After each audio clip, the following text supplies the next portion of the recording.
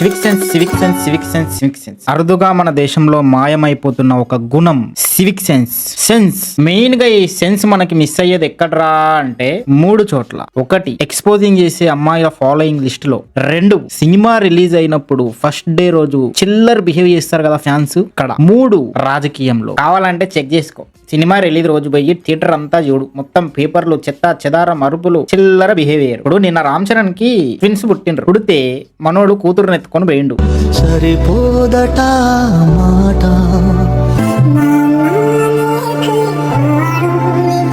సమయం తెలియదు, సందర్భం తెలియదు, సిచ్యువేషన్ తెలియదు, పడతారు మీద పడుడే. ఇక రామ్ చరణ్ దొరికితే ఇక లప్ప లప్ప లప్ప లప్ప అరటిపండు పట్టుకొని తింటారు అనుకుంటా.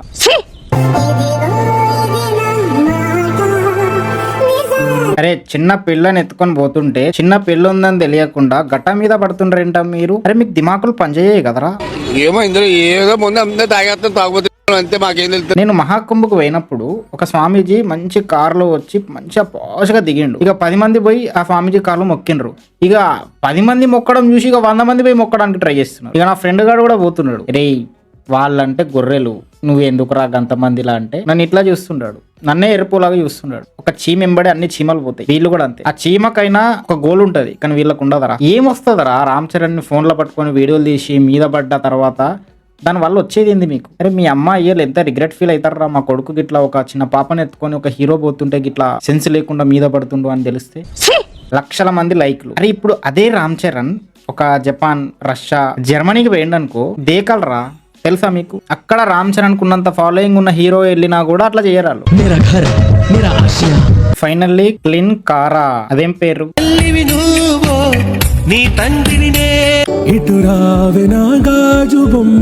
వీళ్ళు వీళ్ళ తండ్రుల గురించి ఆలోచించరు కానీ రామ్ చరణ్ తండ్రి అని చెప్పి ఆ పిల్ల గురించి ఆలోచిస్తారు. మళ్ళీ రామ్ చరణ్ వీళ్ళ గురించి ఆలోచించడు. ఇటు ఫీజు కూడా తెలియదు. నన్ను అడిగితే ప్రేమ ఎంత గుడ్డిదో ఎడ్డిదో నాకు తెలియదు కానీ అభిమానం మాత్రం చాలా గుడ్డిదిరా. ఎడ్డిదానికంటే గుడ్డిది అది. చదువుకునే వాళ్ళు రాజకీయాలకి దూరంగా ఉండాలని మళ్ళీ ఈ మధ్య ఆంటీలు ఎక్కువైపోయారు. చిరంజీవి గారు ఒరే చరణ్ ఒక వారసుడిని ఎవరా ఇంటికి వెళితే ఆంటీలు సీరియల్ కూడా మానేసిండ్రు, ఇవి చూస్తున్నారు. లేడీస్ ఉమెన్ వార్డెన్ లా ఉంది నాకంటే ఎవరో ఏదో కూసారు. ఇప్పుడు 2 వస్తున్నారు. ఒకళ్ళు ఎవరో తెలుసా? కొండదెల వెంకటరామయ్య గారు. ఆంటీలు పాత్రలు దోముకొని బోలు దోముకొని ఇంట్లో పడుకోక సీరియల్ చూసుకోక వచ్చి రామ్ చరణ్ కొడుకు పుట్టాడు, పెళ్లికి పీత పుట్టింది. ఎందుకు? ఇదా మన దేశం కోరుకుంటుంది?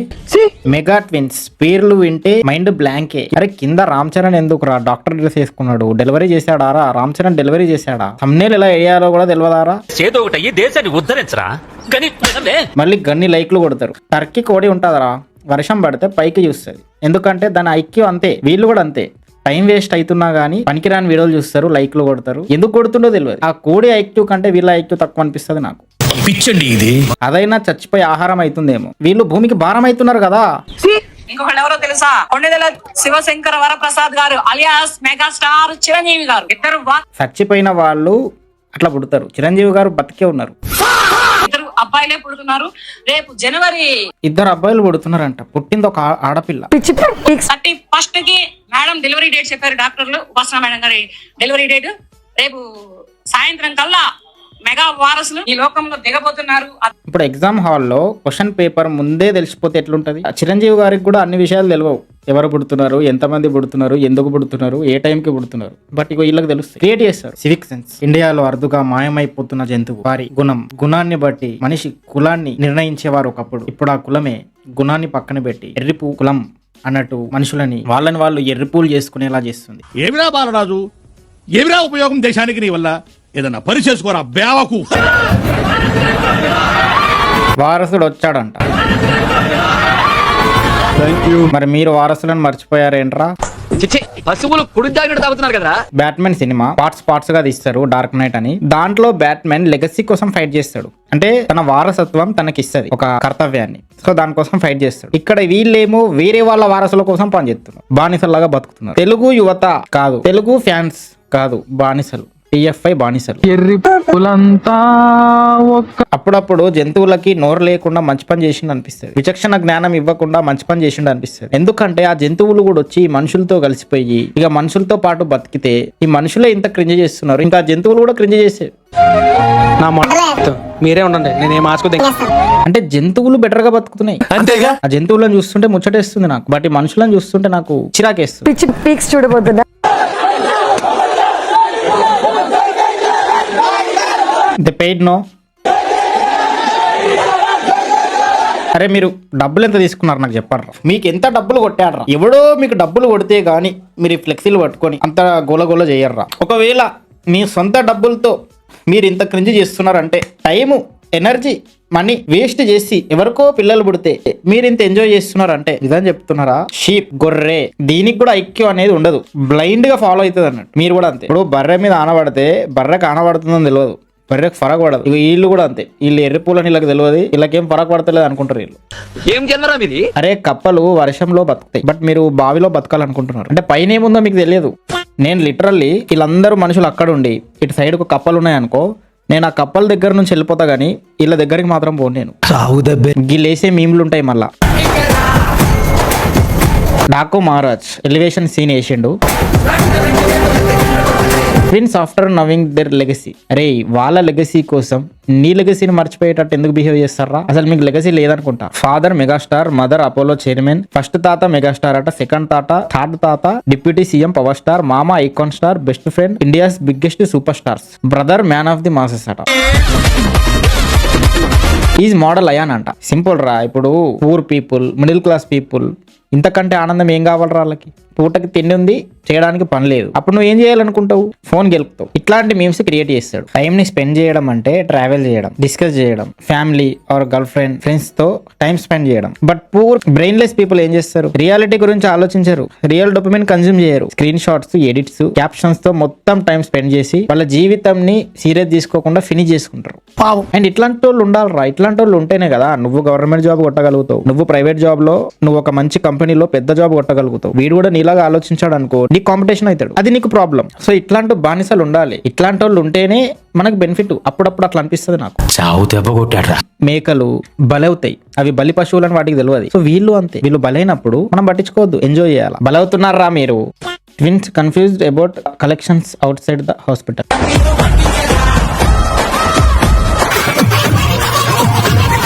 Meanwhile, her daddy global star, Apollo chairman, mega star, deputy CM, power star, icon star, her బావ తీట స్టార్ అంట. చాలా పాపం రా. నిజం మాస్టర్. అల్లు అయ్యన్ గారు తీట స్టార్ అంట, మోడల్ అంట.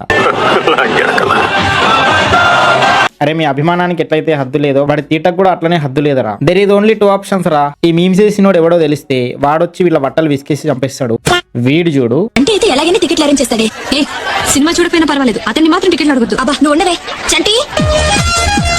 రాజా సాబ్ రిలీజ్ డే రోజు అంటే ప్రభాస్ ఫ్యాన్ అయాన్ చెల్లి అయిన మరదలు అయాన్ని టికెట్లు అడుగుతారంట, వాడు అరేంజ్ చేస్తాడంట. మాకు టికెట్లు దొరకలేదు చంటి. మీరు ఒక 5 మేము ఒక 6. నా పేరు చెప్పి 11 టికెట్లు తీసారా? మీ ఎంటర్టైన్మెంట్ కోసం ఎంత క్రింజ్ చేస్తారా మీరు? అరే నవ్వడం పక్కన పెడితే అసలు అయాన్ గాడికి 2 మరదళ్ళు ఉంటే వాడికి లేని ఆనందం మీకెందుకు ఉందిరా?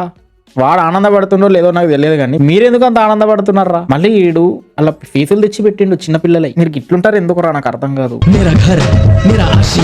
వీడు చూడు Ayaan after knowing that he has 2 మరదల్స్.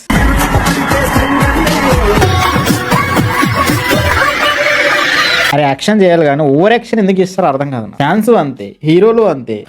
అరే ఇప్పుడు అల్లు అర్జున్ కూడా చిరంజీవి కూతుళ్ళు మరదల్లే అవుతారు అనుకుంటా. పెళ్లి చేసుకున్నాడారా? బట్ ఆ మరదళ్ళు అయితే చేసుకున్నారనుకో వేరే వాళ్ళని.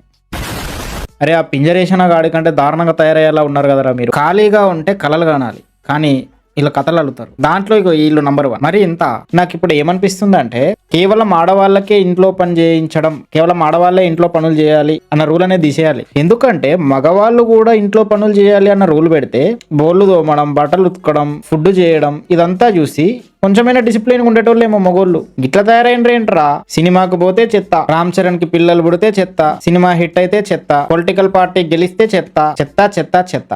ఆ చెత్త అయినా సగం తగ్గేదేమో. మళ్ళీ ఇది కూడా 100% వర్క్ అవుతుందో లేదో తెలియదు. ఎందుకంటే ఆడవాళ్ళు ఇంటి పనులు చేయాలన్నప్పుడు మగవాళ్ళు కూడా ఇంటి పనులు చేసినారు అనుకో, మరి వాళ్ళకి పని ఏది? వాళ్ళు కూడా ఈ గ్రూప్ లో కలిసిపోతే అదో క్రింజ్. ఎవడో ఒకటి చేతులు ఎత్తాడు, ఏదో ఒకటి జరుగుతుంది మళ్ళీ. సో మొత్తానికి మన సివిక్ సెన్స్ ఇది. నెక్స్ట్ ఇంకా దారుణమైన civic sense Mrunal Thakur heroines పైన మీమ్స్ చేసుకుంటా బతుకుతున్నారా, ఆ వీడియో చేస్తాం. అండ్ ఇక్కడ దాకా వచ్చినా అంటే సబ్స్క్రైబ్ చేసుకునే 2-3 ఊగుతున్నాయి.